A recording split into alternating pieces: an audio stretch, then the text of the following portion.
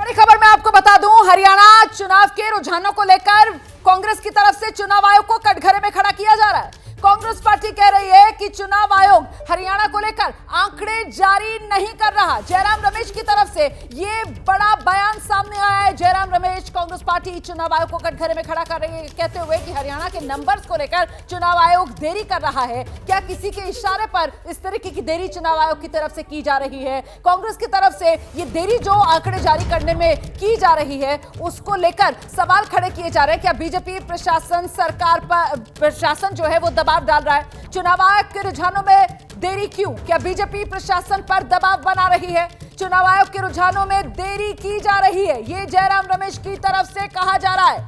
कांग्रेस सीधे सीधे कटघरे में बीजेपी को खड़ा कर रही है। शाहनवाज हुसैन साहब, सुना आपने, जयराम रमेश कह रहे हैं कि बीजेपी प्रशासन पर दबाव डलवा रही है, इसी वजह से कहीं ना कहीं चुनाव आयोग नंबर जारी करने में ये देरी। Please respond. बताइए, पूरी मीडिया है, आपके लोग हैं हर बूथ पर, क्योंकि हरियाणा में चुनाव हो रहा है, 90 विधानसभा है, तो हर जगह लोग मौजूद हैं। लेकिन कांग्रेस पार्टी अभी से माहौल बना रही है। अरे आपको जनता ने वोट नहीं दिया तो आप चुनाव आयोग पे आ गए, फिर आप शाम तक ईवीएम पे आ जाएंगे। ये तो कांग्रेस की आदत है, जब जीत जाते हैं तो मीठा मीठा गप गप और तीता तीता थू थू। यानी आपको अगर नतीजे, सुबह तो बहुत जलेबी बांट रहे थे आप लोग, और अब तब चुनाव आयोग बड़ा अच्छा नज़र आ रहा था, और जब नतीजे आपके पक्ष में नहीं आए तो आप इल्ज़ाम तराशी कर रहे हैं। ये तो सही नहीं है। ठीक है, भरोसा कीजिए। ठीक है, चुनाव आयोग को ब्लेम करना ये सही नहीं है। आपको यकीन होना चाहिए। अगर आपको चुनाव आयोग पे यकीन ही नहीं है, आप चुनाव भी लड़ते हैं, चुनाव आयोग पे यकीन नहीं करते, जब जीत जाते हैं तो कहते हैं चुनाव आयोग बड़ा अच्छा है, हार जाते हैं तो चुनाव आयोग खराब है, ईवीएम। ये सही तरीका नहीं है। बच्चों का खेल चल रहा है, मतलब हम हार रहे हैं तो फिर हम मानेंगे नहीं, दूसरे वाले ने चीटिंग कर ली, मतलब अंगूर खट्टे, चल क्या रहा है ये? एक प्रक्रिया होती है, और वहां पर जहां काउंटिंग हो रही होती है वहां सब पार्टी, सब जो उम्मीदवार होते हैं उनके रिप्रेजेंटेटिव्स वहां पर मौजूद होते हैं। ऐसी थोड़ी कोई धांधली हो रही है। किस तरीके का ये आरोप है? तो भ्रम फैलाने वाली बात हो गई। रागनी, रोमाना, सवाल पूछने और इल्जाम लगाने में फर्क होता है। ओके भाई, उसके बीच की रेखा बारीक हो सकती है लेकिन मजबूत रेखा है। क्या कहा जयराम जी ने? लोकसभा नतीजों की तरह हरियाणा में भी चुनावी रुझानों को जानबूझकर चुनाव आयोग की वेबसाइट पर क्या धीमे धीमे शेयर किया जा रहा है?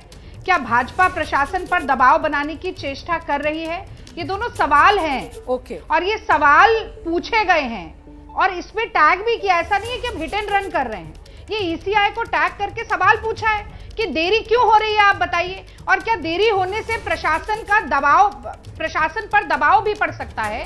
और मुझे लगता है ये वाजिब सवाल है लोकतंत्र में। ये भी नहीं पूछा जा सकता कि भाई देरी क्यों हो रही है, आप जल्दी नतीजे क्यों नहीं निकल के आ रहे हैं, जबकि जम्मू कश्मीर के रुझान फिर भी जल्दी तेजी के साथ आ रहे हैं। और अगर ये स्लो होता है प्रोसेस, तो क्या ये किसी तरीके का इंडिकेशन है कि एक डायरेक्शन में प्रशासन काम करे? भाई, ये तो हमने देखा है कि किस तरीके से संवैधानिक संस्थाओं का दुरुपयोग मोदी जी करते हैं, चाहे ईडी हो, चाहे सीबीआई हो, चाहे इनकम टैक्स हो, कैसे विपक्ष के नेताओं को टारगेट किया जाता है। तो भैया, दूध का जला तो छाछ भी फूक फूक कर पीता है।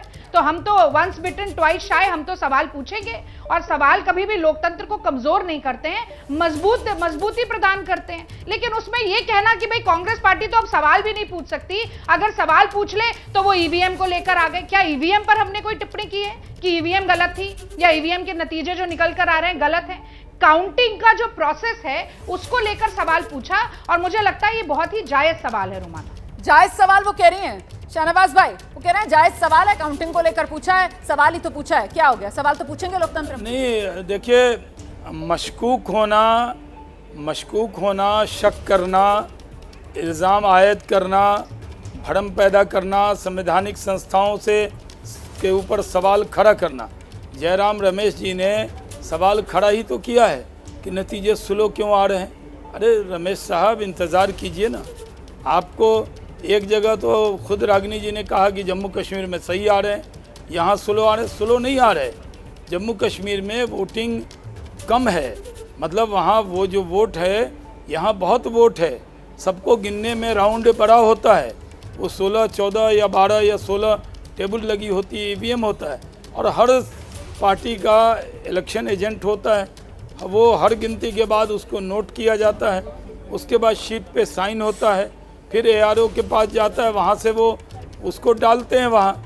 लेकिन अभी से सवाल कांग्रेस को सीटें क्या 35 दिखने लगी है स्क्रीन पर, तो जब ज़्यादा सीट 70 तक चली गई थी तब तो आप जलेबी खा रहे थे, अब 35 पे सीट आ गई तब आप सवाल खड़े कर रहे हैं। आज तभी जलेबी सवाल को खड़ा आना ही करना आना चाहिए। होगा। ये आज क्या बात जलेबी है? के बिना बात थोड़ा पूरी नहीं इंतजार होगी, कीजिए। मतलब आज जलेबी के बिना बात पूरी नहीं होगी। लेकिन फिलहाल ये चुनाव आयोग को लेकर जो सवाल पूछ रहे हैं जयराम रमेश, कांग्रेस के नेता, ये बात की जलेबी बना रहे हैं या वाकई में ऐसा कुछ है कि थोड़ी सी डिले दिख रहा है यहाँ पर हरियाणा विधानसभा चुनाव? क्या कह रहा है चुनाव आयोग का आंकड़ा? देखिए 49 पे फिलहाल बीजेपी आ गई और 35 पे कांग्रेस आ गई, और मुझे नहीं लगता कि ऐसी बातें करनी चाहिए आज के दिन। कांग्रेस को थोड़ा आत्ममंथन करना चाहिए, क्योंकि अगर राहुल गांधी पेपर लीक का मुद्दा उठाएंगे संसद में और सरेआम इनके उम्मीदवार विधायक ये कहेंगे कि हमारे को हुड्डा साहब ने इतना कोटा दिया है, तो सिफारिश से नौकरी की खुलेआम बात करेंगे, तो ये आत्ममंथन का विषय है कांग्रेस के लिए। और एक बहुत बड़े वोट बैंक ने इसमें गलत मैसेज दिया है कि अगर इनकी सरकार आई तो फिर ऐसे ही नौकरियां बटेंगी। ये कांग्रेस को स्वीकार करना चाहिए, आत्ममंथन करना चाहिए। इसके अलावा कुमारी सैलजा ने, मुझे लगता है सेल्फ गोल कर दिए कांग्रेस ने इस चुनाव में, हरियाणा में कांग्रेस ने सेल्फ गोल कर दिए। लगता यही है। हाँ। ऐसा लग रहा है कि कांग्रेस का जो अति उत्साह था या जो मुद्दे थे, चाहे पर्ची खर्ची की बात थी चाहे दूसरे इश्यूज थे, उससे लगता है कि कांग्रेस ने खुद गोल कर लिया है और सैलजा वाला प्रकरण भी बड़ा भारी पड़ा है। भारी पड़ गया है, अंतरकलह कांग्रेस की भारी पड़ गई है। कांग्रेस ने सेल्फ गोल कर लिए हैं। कांग्रेस के जो उम्मीदवार, उनके जो बोल सामने निकल कर आए, खासतौर से वो भ्रष्टाचार वाले आरोप जो हैं वो और चस्पा कांग्रेस पार्टी पर हो गए हैं। और उसी का ये नतीजा कि देखिए हरियाणा विधानसभा चुनाव और बीजेपी जो है इस समय 49, मतलब वो जादुई आंकड़ा 46 वाला, उसे पार करके बड़ी कंफर्टेबल पोजीशन में हरियाणा की सत्ता में दोबारा से कमल खिलता हुआ मजबूती के साथ बीजेपी वापसी करती हुई नजर आ रही है। कांग्रेस 35 सीटों के साथ बीजेपी से बहुत पिछड़ती हुई नजर आ रही है। INLD के खाते में 1 सीट, अन्य के खाते में 5 सीटें, और कमोबेश अब क्योंकि 4 घंटे होते हुए नजर आ रहे हैं, गिनती शुरू हुए,